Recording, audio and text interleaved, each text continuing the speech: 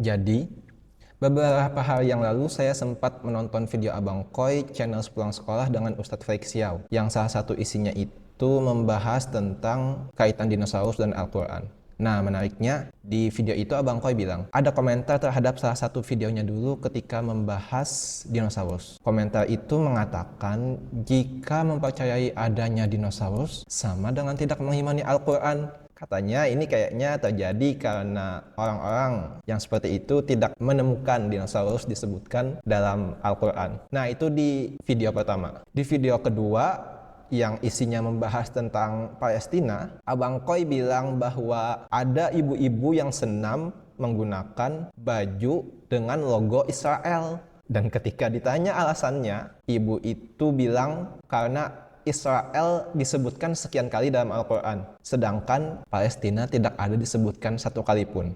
Nah, kasus-kasus seperti tadi itu kayaknya bisa terjadi karena orang-orang berusaha mempelajari langsung dari Al-Quran. Mungkin cuma bermodalkan Al-Quran dan melihat terjemahnya aja, padahal terjemahnya itu tidak cukup untuk memberikan pemahaman terhadap Al-Quran, ya kan? Makanya kalau kawan-kawan tahu ya, dulu itu sempat terjadi perdebatan antara para ulama mengenai boleh tidaknya menerjemahkan Al-Quran. Kenapa?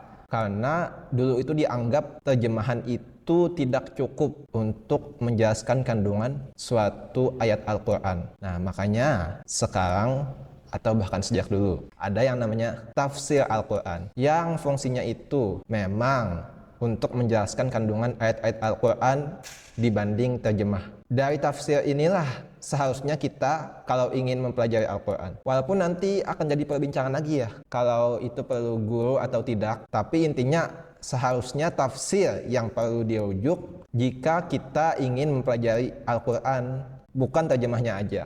Apalagi sekarang sudah mudah, sudah banyak tafsir-tafsir yang diterjemahkan ke bahasa Indonesia. Bahkan banyak juga tafsir-tafsir berkualitas karya para penulis tafsir asli Indonesia yang mereka itu diakui oleh para akademisi ilmu tafsir. Misalnya nih, tafsir Al-Azhar karya Hamka, tafsir An-Nur karya Tengku Muhammad Hasbi As-Siddiqi, dan juga tafsir Al-Misbah karya Quraisy Shihab.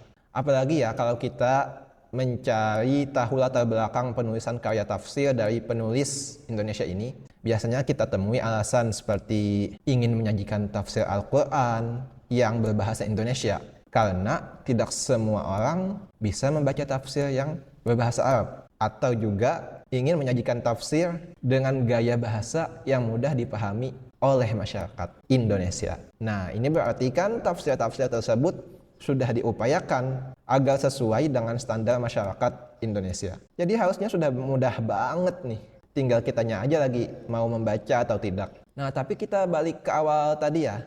Jadi karena video Abang Koi itu, saya jadi tertarik juga mencari tahu beberapa hal yang saya kira sebelumnya saya tidak tahu ada atau tidaknya sesuatu itu dalam Al-Quran. Nah, apa yang saya coba cari tahu, saya kepikiran tumbuhan nih.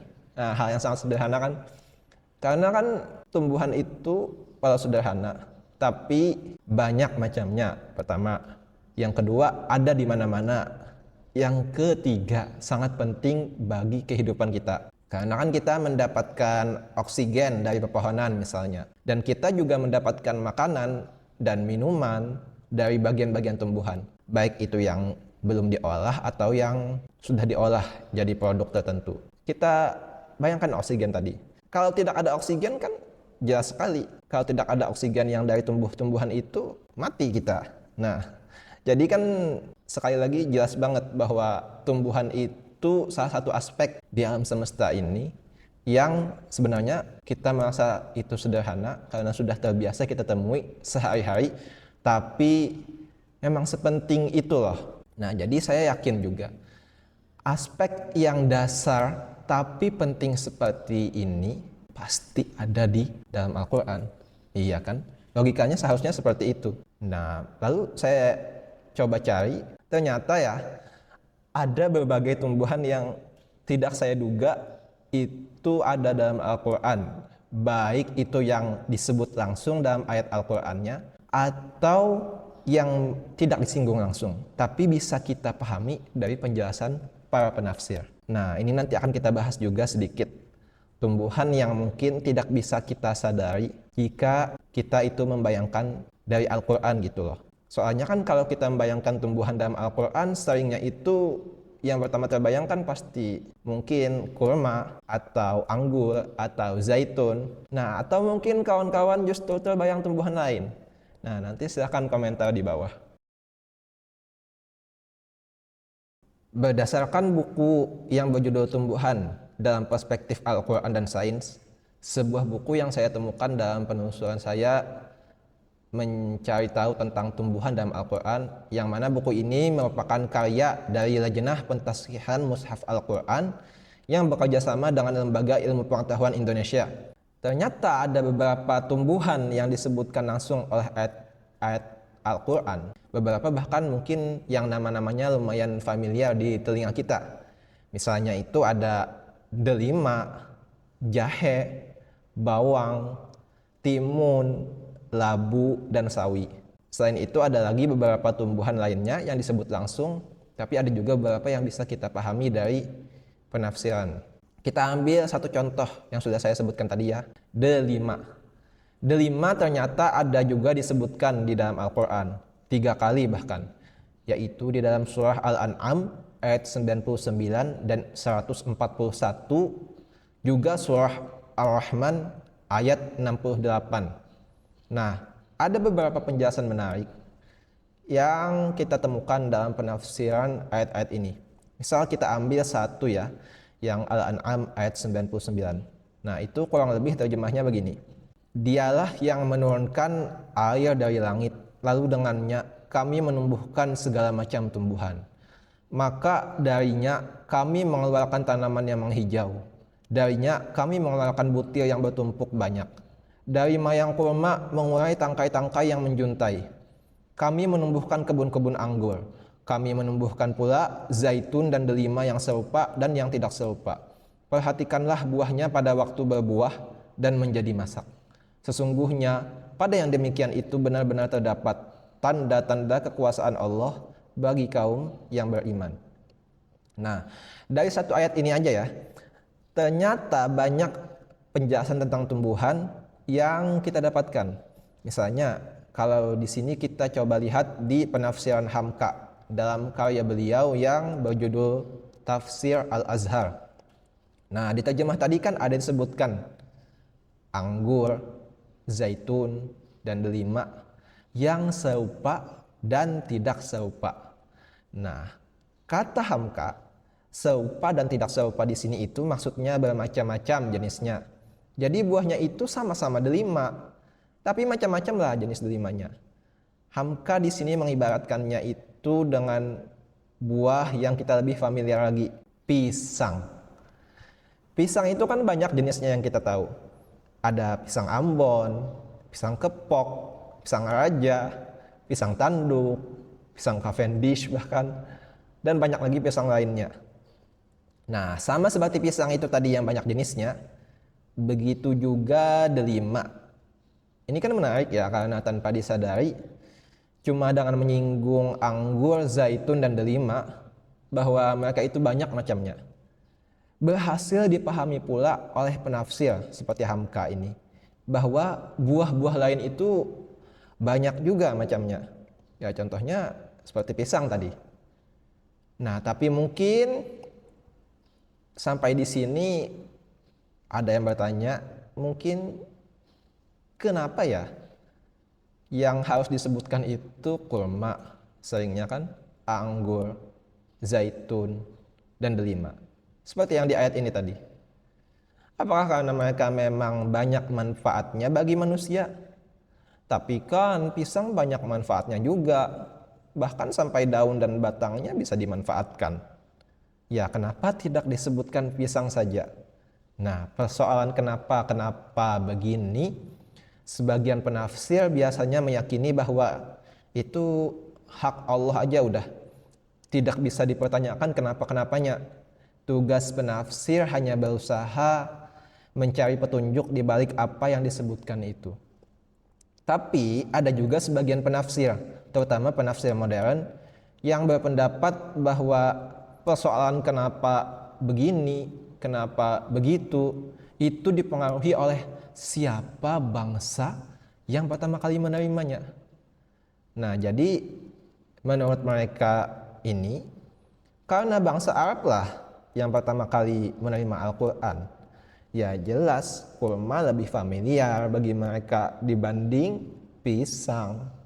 Jadi kalau mengikuti pendapat ini ya, misalnya Al-Quran pertama kali turun itu yang menerimanya nenek moyang kita di Indonesia. Kita bisa bayangkan seperti itu. Nah, bisa aja yang disebutkan itu bukan kurma, tapi pisang di dalam ayatnya. Nah, contoh yang prinsip begini itu bisa juga kita lihat sebenarnya dalam penafsiran Hamka di ayat 99 tadi. Yang mana Hamka bilang bahwa kurma dalam ayat ini disuruh diperhatikan karena adalah makanan penting bagi bangsa yang pertama menerima Al-Quran.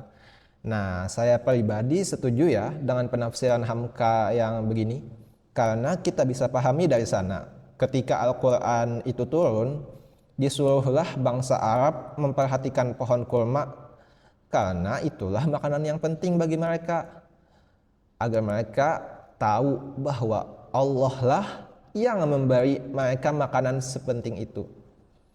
Kayak kurang kan misalnya jika mereka disuruh memperhatikan pisang atau padi yang tidak mereka anggap sepenting kurma. Apalagi kalau misal mereka tidak tahu apa itu pisang, apa itu padi. Kalau sekedar tahu aja tidak, ya bagaimana mereka bisa memperhatikannya? Nah, jadi balik lagi. Dari penafsiran tadi, kita bisa memahami bahwa hebatnya Al-Quran itu, ia nyinggung satu, tapi yang lain kena juga. Ada yang bisa dipahami di balik apa yang disebutkan langsung oleh Al-Quran. Nah, jadi walaupun Al-Quran pertamanya turun di bangsa Arab dan juga berbahasa Arab, ia bukan hanya untuk bangsa Arab, tapi ada petunjuk di dalamnya untuk semua bangsa. Makanya kan sering kita dengar ulama yang bilang Al-Quran itu luas banget, karena memang kalau kita pelajari isinya itu selalu aja ada hal yang bisa kita pahami. Kayak tadi, kita tidak perlu jauh-jauh memperhatikan kurma atau berusaha mencari anggur, zaitun, dan delima untuk menambah keimanan. Banyak yang lebih penting dan familiar bagi kita seperti misalnya pisang, padi, atau kelapa. Yang dengan mempelajari mereka itu tentu juga kita bisa menyadari kemahakuasaan Allah yang telah menciptakannya. Nah, yang perlu kita pahami juga adalah Al-Quran itu bukan kitab sejarah, jadi bukan pula kitab sains. Nah, Al-Quran, diingat ya, Al-Quran adalah kitab suci yang berisikan petunjuk dan pedoman. Nah, dengan berusaha memahami petunjuknya itu, kita bisa mempelajari banyak hal pula. Bagaimana caranya? Nah, pelajarilah tafsir-tafsir, yang mana itu kan semuanya itu tafsir sudah banyak, bisa kita mudah dengan membacanya sekarang. Jangan sampai hanya dengan lihat sana sini dalam Al-Quran, lalu jika tidak ketemu yang dicari, langsung diputuskan, oh itu bertentangan dengan ajaran Al-Quran. Nah, dan akhirnya saya ingin bilang juga, ayo kita baca, pelajari, dan pahami tafsir Al-Quran. Dan jika ada yang salah dari saya mohon dimaafkan. Jika ada yang ingin disampaikan silahkan berkomentar. Sampai jumpa.